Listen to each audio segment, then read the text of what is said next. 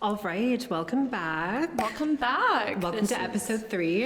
Episode 3 of our very special collab, our second last episode of season 1.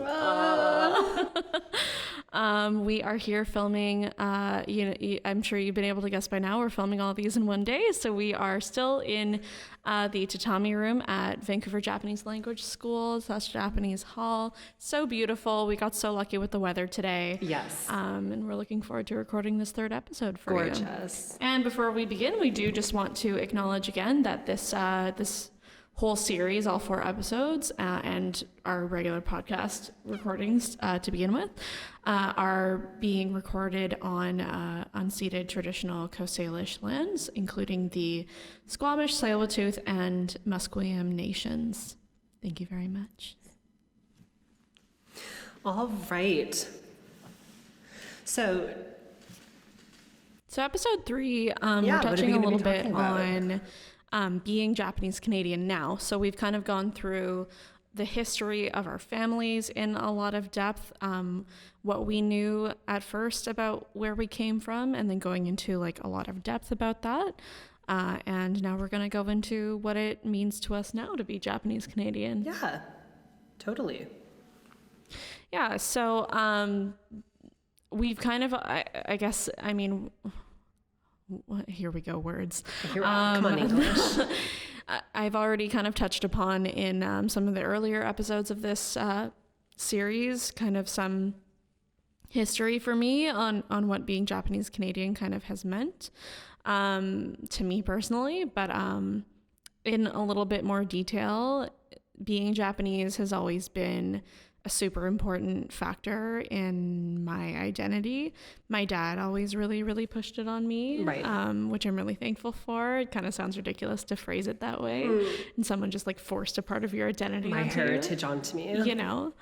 But that's the way that it was. And I've always known that. I've always been aware of that. I didn't really get the full effect of what it means to be Japanese or Japanese Canadian because I am mixed, and once again the imposter syndrome comes on in, and I never really thought of myself really as Japanese at all. Kind of went with the assimilation route. Right. But I am really thankful to be in my mid-20s and to be where I am right now, even like in this moment right now. My great-grandmother graduated from Vancouver Japanese Language School in 1940. So that is 60, 70, 80 something years ago. 80, 81 years ago. And this is the first time that I've stepped foot in this building. And it is similar to the feeling that I get when I went to Japan, or that I got when I went to Japan. Very feeling all of the ancestors. You were wandering the halls that feeling the history. She wandered. Yeah, I'm wandering the same halls. And what's really lovely about this building is that a lot of it is part of the original foundation. We are in the newer part. We are in the of new the wing. School, Yeah. so obviously a lot of it is newer, but they did make sure that this part of the building represents a lot of the heritage of it, both in structure and design. So it's really cool to be here. Definitely. Yeah, I think for me, my Japanese identity, I grew up in a predominantly white community that was not super inclusive to people of color. So I was always told by people in the community that I was like different, that I was like weird. So because I had no connection to the like Caucasian side of my ancestry, all I had was the Japanese side of my ancestry. And it was something that I resonated with so much because it was something that made me so different. There were not a lot of other Japanese people in my community, so it was something so like special and like unique to me. And then also growing up in a community where there isn't a lot of like other cultures, it just really made me investigate into my culture and really want to learn as much of my culture as possible and do as many activities within my culture as possible. I've mentioned in other episodes that I did karate for a really long time and taiko drumming, so just being involved with things like that. I think I've always had the imposter syndrome like Kyoko, but I still always resonated with the fact that I was Japanese, and I do obviously acknowledge that I'm mixed race, but I'm definitely like Japanese mixed race. Yeah, you would identify more so on like the Japanese on the Japanese side, yeah. Yeah. Which I think a lot of mixed race Japanese people, obviously, who live in Canada, are way more connected to their Japanese heritage than the Caucasian heritage. Yeah. It's good that you're bringing up just our mixed ancestry again, just because I think that being mixed itself is a good representation of what it is to be Japanese Canadian today. Totally. There's so much, I mean, obviously with like the history of our people, was like such a push towards assimilation after the war that it only made sense that there were so many. Like if you've seen Jeff Chiba Stearns' documentary, One Big Happy Family, he goes into like a lot of details on the history of our people after the war and how it was encouraged by the elders to marry and procreate with Caucasians. Because what better to assimilate than by to assimilate there. But also for survival, right? Just 100%. To make sure that our genes are being passed on, because funny enough, like one in X amount of generations show more Japanese lineage than the Caucasian. So it's interesting because you'll have like, I don't know, say you have like 5 siblings, one of you will just look straight up Japanese. Right, yeah. Just because that's how the gene pool works. Totally. And so, for survival, so that it never really dies. So our mixed lineage, though, a struggle as it is in regards to like the identity crises that people in our community face if they're Hafu, it's really just like an awesome representation, one of the many awesome representations of resilience in our community for lasting as long as we have, despite a lot of hurdles along the way. A lot of hurdles, yeah. Yeah, I think another like aspect of that too, when and I don't want to like generalize, but for a lot of Caucasians, when they are Canadian and they've been here now several generations, I've noticed a lot of Caucasians lose their ancestry. You'll ask like a white person, oh, like what's like your background? And they're like, white. Yeah. And you're like, no, but like where are your ancestors from? I don't know, somewhere in Europe. It's like, how do you not know what you are? Yeah. Like, I'm always so shocked. And then they don't care. Yeah. Like, it's like, meh. Whatever. Like, they don't care at all. Somewhere in the UK. Totally. Yeah. So I think seeing Caucasians be so not interested in their culture made it so that I couldn't find any sort of connection with the white side of my family, because I had never really met other like French people who were like, yeah, we're French and this is French culture and this is how we do things in France and this is, or other Scottish people. Right. Whereas when you meet like other Japanese Canadians, we all have such so many things in common and so many traditions that we all do, and so it's just so much, it just feels more of a community than what I've ever felt with the Caucasian community. Totally. And I think that that's somewhat of a difference too, even between being someone who is Japanese and is like was raised in Japan, because when I went to Japan and met my family, they actually thanked me for coming down because they said that otherwise they would never have heard any of the stories that our elder was telling us during that dinner, because I was so interested and so I had so many questions. Akira was sharing stories that they had never shared before?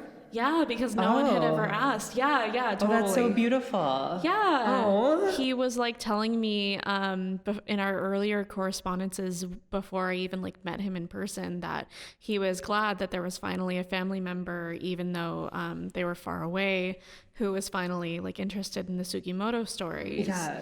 And like who we interested in knowing who we are and about our ancestors, because no one had really thought to ask those questions before. Totally. In their family in Japan. And I don't know, maybe that's like a unique to my family, where like maybe just like my Japanese family wasn't as interested in like their history, but I think like being children and grandchildren, grandchildren of immigrants, right, should lead you to be inquisitive and curious totally. about who the people were who brought your family here to here. If you were born in Japan, you don't question where you came from. Totally. Yeah. Totally. You came from here. Yeah. You know? You don't question where you came from if you were born and raised in Japan, obviously. Where for us, it's like we're Japanese, but we weren't born in Japan, so our stories of where we came from. Yes. Yeah, our story doesn't start here in Canada. No. Just the like lineage,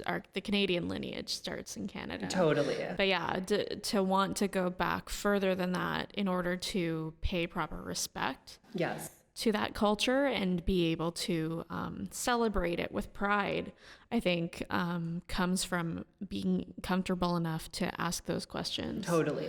Yeah, I'm really thankful that we're mixed in Japanese Canadian. Hell yeah. Even though, you know, it's really struggling. But for me right now, being Japanese Canadian is tied hand in hand with my mixed heritage. Yeah. And I am like more and more proud of all of the things about me that are Japanese. We were actually just talking before we hit record on this episode. We did like a mixed hair episode of our podcast a couple weeks ago. I guess by the time that this gets released, it'll be like more than a month ago. But we put one out. You should go and listen to it. And we were talking about how like people always say how wild my hair is and untamed and stuff like that, when it was because I didn't really like grow up with my Asian family. So no one really like taught me how to take care of Asian hair. I was always using like Caucasian products with like sulfates and stuff in it. But I bought like the Tsubaki line, Tsubaki. I've never used a hair product that has made my hair look the way that it is today. For those of you watching on YouTube, the way that my hair is right now, this is all like like no hair dryer, no nothing. It was air dried after I used the Tsubaki stuff, like shampoo and conditioner. I put a little bit of oil on when it was dry before I went to bed last night, and then I put this wax that Sakura gave to me, which is another Japanese product.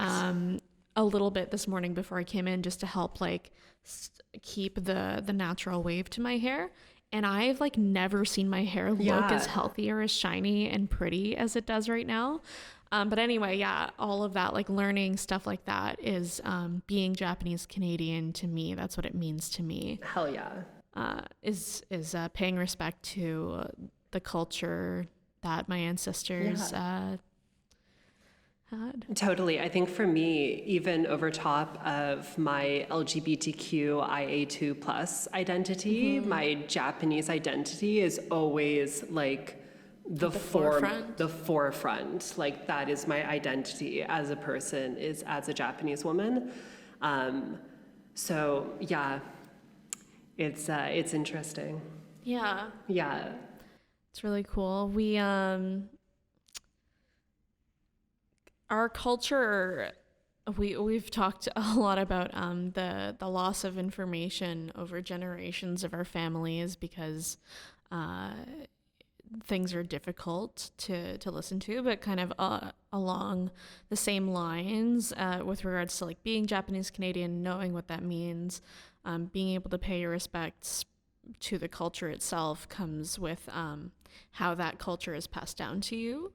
So you've heard a little bit about like where our families come from and a little bit about what we've learned from them, but not as much about the culture itself and how it was passed down to us. So totally. For me, like I never learned the language, but my great grandparents, my Oba-san, my Oji-san, always spoke Japanese to each other. Right. or not always, but like when they were trying to have a conversation, wanted to be sneaky about it, they would talk Japanese to each other. Yes.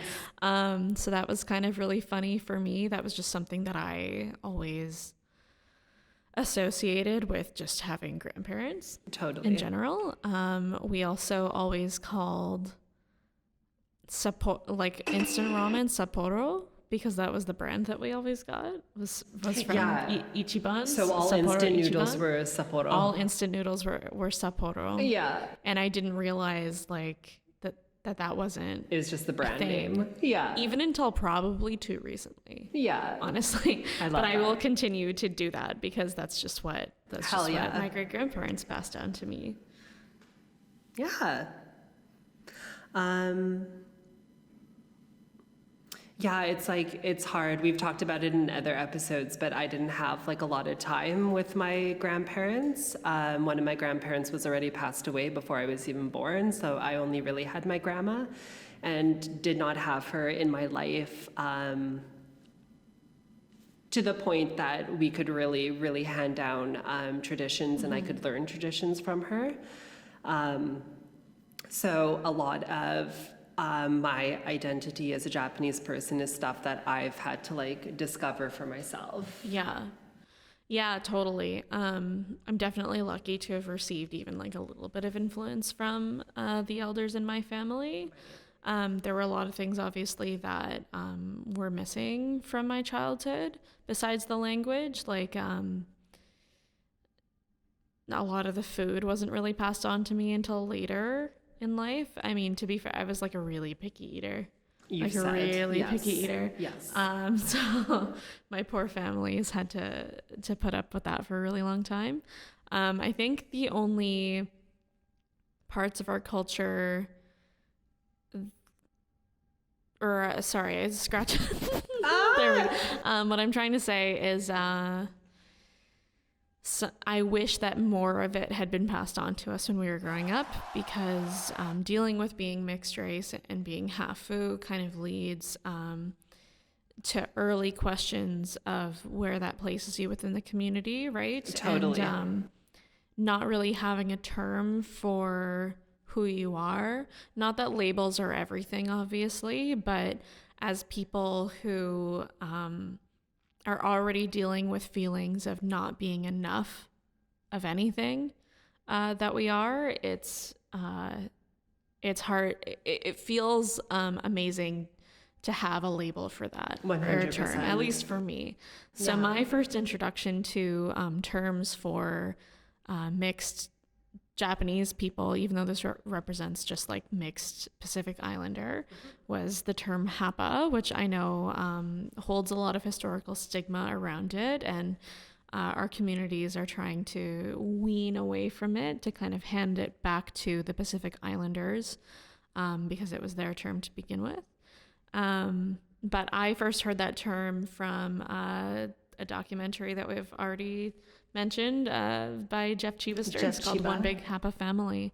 And my dad forwarded it to me, I remember, in an email when it was first released. And he was like, you should watch this because it's blah, blah, blah. And I remember I don't think I really like watched it at the time. I like watched like a little bit of it.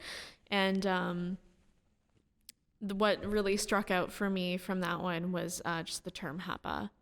And it felt so weird to finally have a term for what you were, for what I am, even though I still, like, at that point was in a certain like amount of denial, right, as to like what that was. I was like, oh well, that still doesn't really like apply to me because I'm quarter Japanese. I'm not necessarily half, right.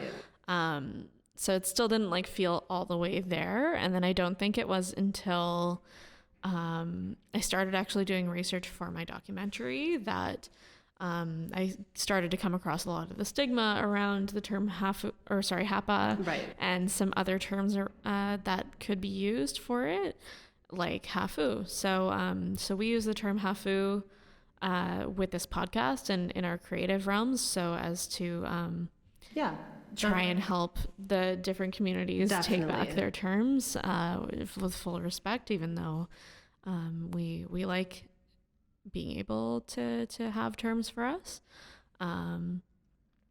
yeah, I don't know. It was nice. It was kind of like finding the missing piece to a puzzle Totally. that you've been trying to solve for like way too long. You know, you've been staring at something for like way too long, and you just Yeah, totally. Yeah. I first heard the term because that's like what my parents called us. So I knew that term from the get-go. When I was really little, I would always I wouldn't hear it properly, and I thought they were saying Hafa. oh right. And I was like, okay, that kind of like makes sense because we're like half, so that kind of makes sense. And then like in my later single digits, found out that it was Hapa. Did not know that it was a Pacific Islander term until I was probably in high school.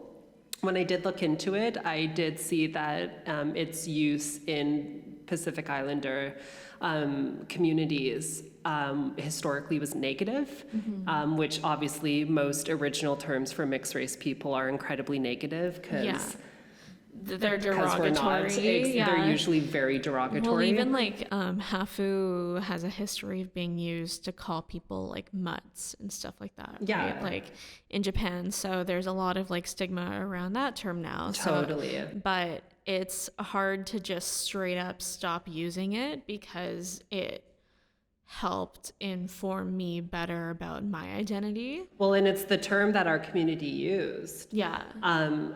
Like my dad used it when he was a child. Hafu? Hapa. Oh, sorry, I'm onto Hafu. But, Okay. But yes, yeah. With all of it. Yeah. And like I've gone to Japanese festivals where older Hafus have been like, hey, are you Hapa? So it's definitely like an older generational term. So yeah, like you were saying, the younger generations who are a little bit more aware of where terms come from and who terms belong to and what cultures they belong to. I am seeing a lot of people revert to Hafu, which is strictly Japanese. It's no other culture, it's strictly Japanese. Where in Canada, Hapa meant any person of mixed Asian heritage. Yeah, for sure. Yeah. Yeah, and I met a little bit of like a warning from Papa Hapa about it. Using Hapa? No, well, he just like warned me because when he made One Big Hapa Family, there was like a lot of uproar over the use of the term Hapa because I was going to call my documentary Finding Happiness. And he was like, just be aware. He was like, I have no problem with it, but here is what to perhaps expect from that. Yeah, and we've even had someone from Japan reach out to us and be like, are you Pacific Islander? Yeah. And why are you using that term? Yeah, and and we were like, well, technically Japan is a Pacific island, right? But completely understanding like why the term is not necessarily meant for us to use. It's just hard to not have something that we belong to. It's been a part of our culture for so long now. Totally, yeah. It's just hard to not do it. But then using Hafu, and Hafu has its own derogatory history for it, but at least it's our term. Yeah. So it's like specifically Japanese, so at least it's our turn to use and to change the meaning of from the derogatory 100%. history of exactly over the years. Yeah, totally. Yeah. So I saw like a post on the Japanese Canadians Facebook group like months ago, and it was somebody posted something that literally just said, okay, give me your that's so Japanese Canadian. And I thought it was so funny, and there were like hundreds of people from our community like commenting things on it. So I thought that it might be fun for us to do some stuff like that. Yeah, tell us you're Japanese Canadian without saying you're Japanese Canadian. Tell us you're Japanese Canadian without saying you're Japanese Canadian. I've already said one of them in this episode where you're Japanese Canadian when you call all instant ramen Sapporo. Sapporo, yeah. You're Japanese Canadian when you call Japanese rice crackers senbei. Yeah. Instead of just rice crackers. Totally. Which again is an episode that we've done previously. Oh my God. And then I had, you're Japanese Canadian when your Oba-san told you that you had to eat every single grain of rice in your bowl or else it was bad luck, only to find out later that it wasn't really bad luck, but she just wanted you to not waste any of the rice. Oh my God. Someone has to tell me if someone else's Oba-san used to say that. My I love Oba-san that. used to tell my dad that all the time. Yeah. And then my dad like told all of his friends growing up, like, oh, ancient Japanese secret. And then he passed it on to me, and then I passed it on to my friends. And I remember we like consulted her about it like maybe 5 or 6 years ago, and she was like, oh, Robert, because that's my dad's name. Oh, Robert, like, I only told you that because you weren't eating your rice, and I didn't want it to go to waste, because, you know, wartime mentality, right? Like, you don't waste not, want not. But like, we like laughed because we were like, oh my God, like, do you understand how many of our friends we've told that to? How much we've spread this now across Canada. And everyone thinks it's like this like Japanese wives' tale, like you have to eat every single grain of rice as respect for your food. But it totally, like, in our defense, it totally sounds like something our community would come up with. 100%. But yeah, something inherited after the war is the waste not, want not mentality. Totally. Did you have any? Probably like, you know, you're Japanese Canadian when you have a really, really hard time throwing away things that you could possibly have a use for when you're a hoarder on a later date. It literally drives my stepmom crazy. Yeah, because we're from, like, our ancestors are from wartime, so you would never just throw away something. You would hold on to everything You'd and glue use it back together. 100%. Duct tape it back together. And that was passed on to my grandparents. It was passed on to my dad. It was passed on to me. I have such a hard time getting rid of things that could potentially have a use. It's so difficult. Yeah.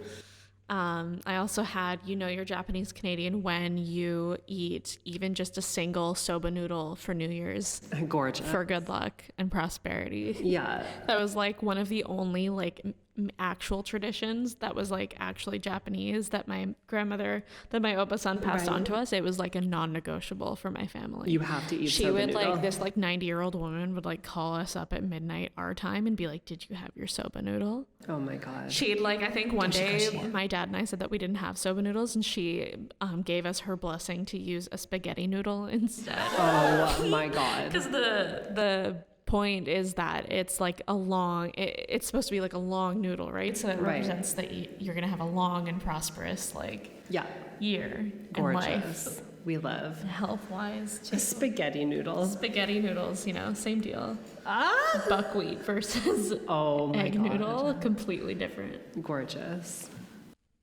Yeah, so those are some of the traditions that we've like inherited a little bit. Obviously it's not a lot, but it is what it is. Representation perhaps on the generations that we're a part of. Right. Our families. What are some traditions that you've kind of adopted like on your own?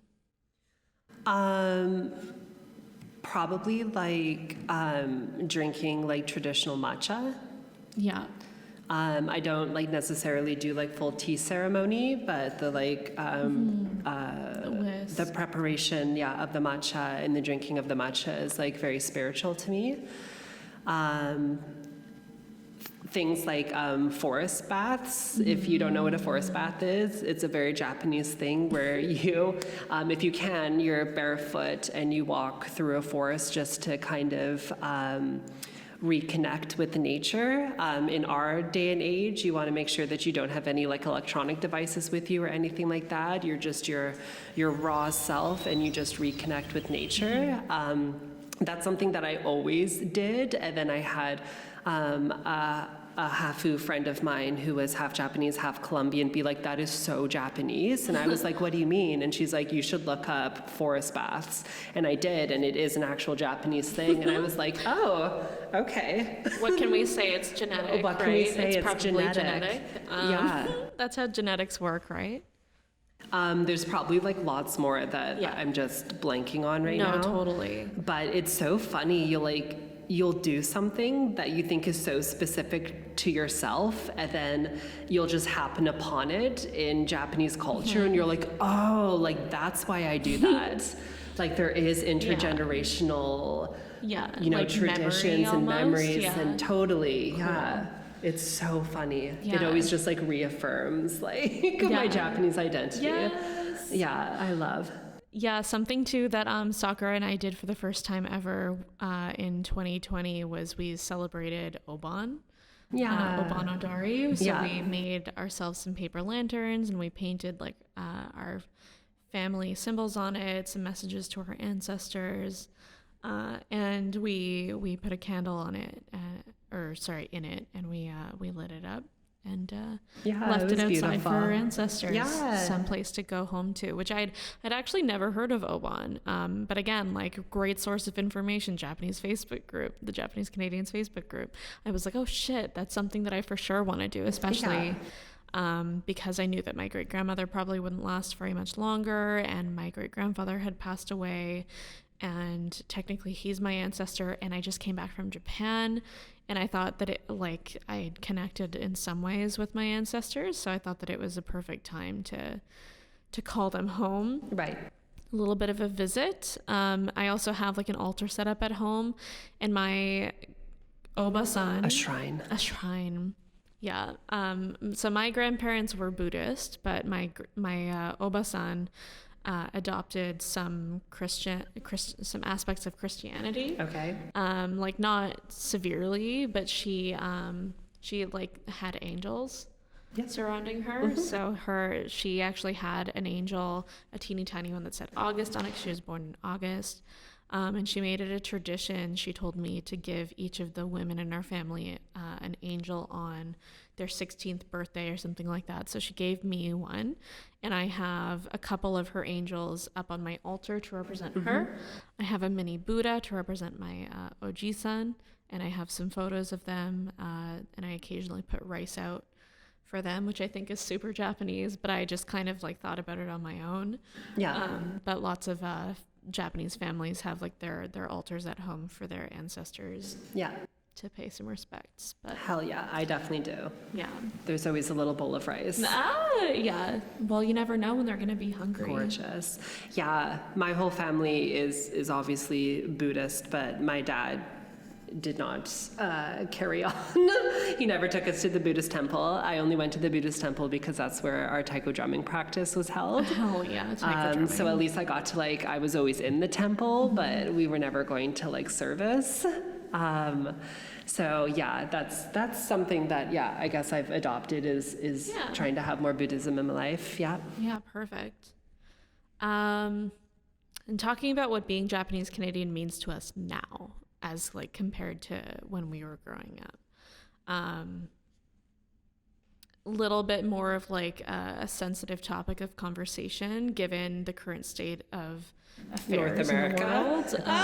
I guess all over the world now. Yeah, because it's not like any of this is new. It's just that a lot of the racial profiling and stuff has been brought to light more recently, right? It's being covered more. Yeah. Usually when stuff happens to the Asian community, it's not talked about. It's just kind of swept under the rug. Because we're the same as Caucasian people. But because so much of the recent violence is specifically linked towards the pandemic, now we're starting to get a little bit of acknowledgement for the racism we have to deal with. Yeah. Which for a lot of people, it may seem like this is a new thing, like it's just happening because of the pandemic. But mama, do your research. Just look back. Just do your research. It's definitely led both of us, I know, to do a lot of reflection on some of the racial profiling that even we have experienced. 100%. Some things that I have had to look back on and look at in a much darker light, things that I didn't really see as racial profiling at the time, but 100% were. 100%. So that's kind of an unfortunate downside to being Japanese Canadian today, but it also forces experiences like that kind of force us to come back to the resilience of our community and use it as a tool to be proactive about it. inform and to support each other. So, because that's what being Japanese means to me now, is doing the opposite of what our ancestors did. So instead of being complacent and being quiet and just trying to survive, I don't need to survive. I want to thrive. it's the end of shikata ga nai. So if that means I need to be loud, if that means I need to be, more forceful with things, I have to be more in people's faces, which in our community is very not a cultural thing, then that's what we're going to have to do. Yeah. And maybe that's what the third and the fourth and the fifth generations, that's our role in the community, is to be the loud, outspoken people, to stand up against injustice. Yeah, totally. Hashtag end of shikata ga nai. Oh my God. So that's kind of something that we're hoping you're seeing it the way that we are, that we're kind of flipping something that is a little bit sad into something very powerful for us and our identities now. Definitely finding so much strength in our mixed identity. Hell yeah. Especially now, now that the Sansei, the Yonsei, and Gosei, so it's the third, fourth, and fifth generations and ongoing, are actually coming together to re-strengthen the community. So we're really, really finding so much strength, especially recently, again, given world events within our community, with our mixed identities, and making sure that everyone feels accepted into the community and no one feels like an outsider or not enough of anything. We are all together, and we've all been there. Yeah. And we're all brothers and sisters. So that's something that being Japanese Canadian means to me now. It's something that I've experienced personally from the community and working really hard on contributing to. Finding community in general has been like a huge strength. Yeah. We've said it a million times during this series, but just talking to anyone who's Japanese Canadian is more often than not. Like, I actually can't personally recall a negative experience, just because you're immediately embraced as like a relative. Right. And it's really, really incredible to see stuff like that, because I've never experienced anything like that before. We've got people in our community who are really holding us together and really like uplifting us, and have been for a couple decades. We've got the people over at the NAJC, the National Association of Japanese Canadians, with the current president, Loreen Oikawa, who we'll definitely talk about in the final episode of this series a little bit in regards to redress. But we've got Papa Hapa, Oh my God, who we've talked about also a couple times in this episode. But just so everyone knows, that's Jeff Chiba Stearns. We joked one time that he was Papa Hapa, and we realized how absolutely accurate the term was. So help us spread that one around. Oh my God. Really incredible to have people like that around. Honestly, buildings like VJLS, Japanese Hall, are really amazing for representing the Japanese Canadian community now. Especially since like what once was Japantown here on the West Coast in Vancouver no longer exists. So there's very few buildings that are from our past, and this is one that is still here. And it's like enshrouded amongst like the downtown east side, right? So it's considered part of the downtown east side, because it is, but it's in a negative light, right? Like we're right behind Oppenheimer Park, where there was a tent city that was raided last year. And so a lot of like city planning is pushing a lot of like this part of the city to become the outskirts of Vancouver.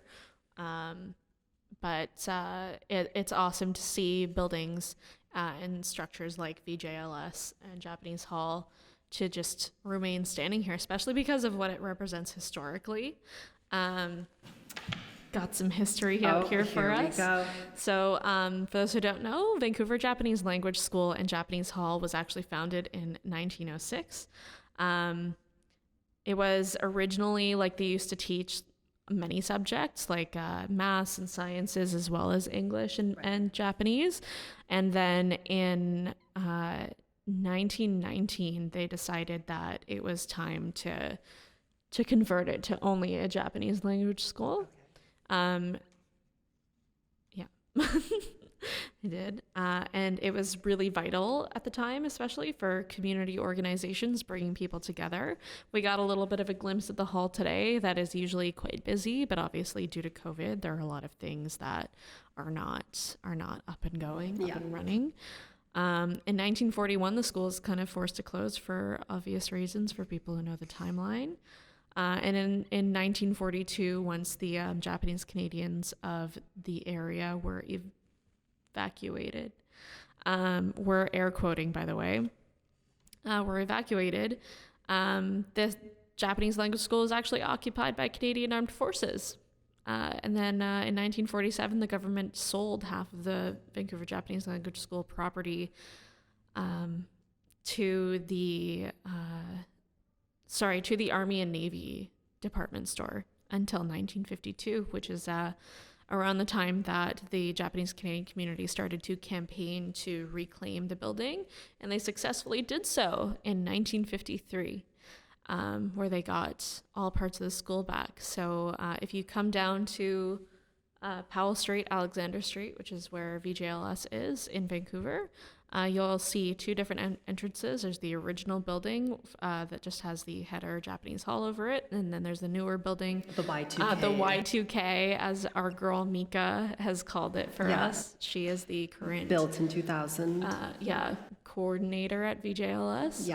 Yeah. She called it the Y2K because it says the year 2000 above it, because that's when they started building the new building, which is where we're in right now. It says Vancouver Japanese Language School in the similar same tiling style too as the original header. So that's really awesome. But yeah, having been through a situation where, you know, the school was taken over by the very powers that were taking our people away and taking a lot of other things away.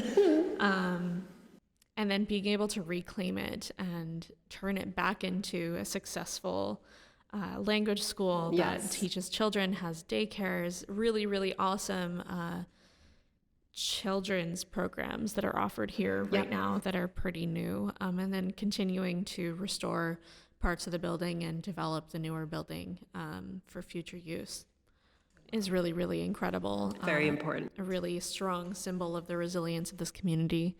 And then finally, we have events, obviously, like Hapapalooza, Powell Street Festival, all of the markets, one of which is happening today, Friday, April 16th. Gorgeous. It's the Vancouver Market. Mm-hmm.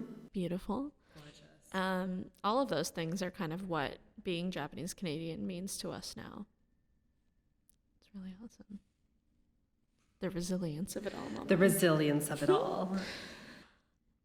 So make sure that you tune in again next week for the final episode of the VJLS-X Hafu a Homemade Pilgrimage. Yes. It will be our final episode of season 1, and then we'll be taking a couple months off from the podcast, a little bit of a hiatus. Yes. But we're really, really honored to be here. And to be filming all of this with all of you. Make sure you check the description down below. I'll be carrying as many of the links from previous episodes onward as well, and as well as some information on VJLS, on Hapapalooza, Powell Street Festival, all of the events like that, so that we can all learn together. Gorgeous. So if you would like to follow our podcast, you can follow us at Hafu on Instagram. We have lots of stuff that we post on our Instagram. If you want to follow me on Instagram, you can follow me at saku.miki. If you want to follow me, I am on Instagram and Twitter at thisiskyoko. And if you are listening to our podcast and you want a chance to see our beautiful faces, oh my God, gorgeous, head on over to our YouTube channel. We are the Hafu Podcast. And you'll probably recognize our black and white logo. Gorgeous. As soon as you get on there. Yeah. Thank you all for tuning in. We will talk to you again next week. Bye. Bye.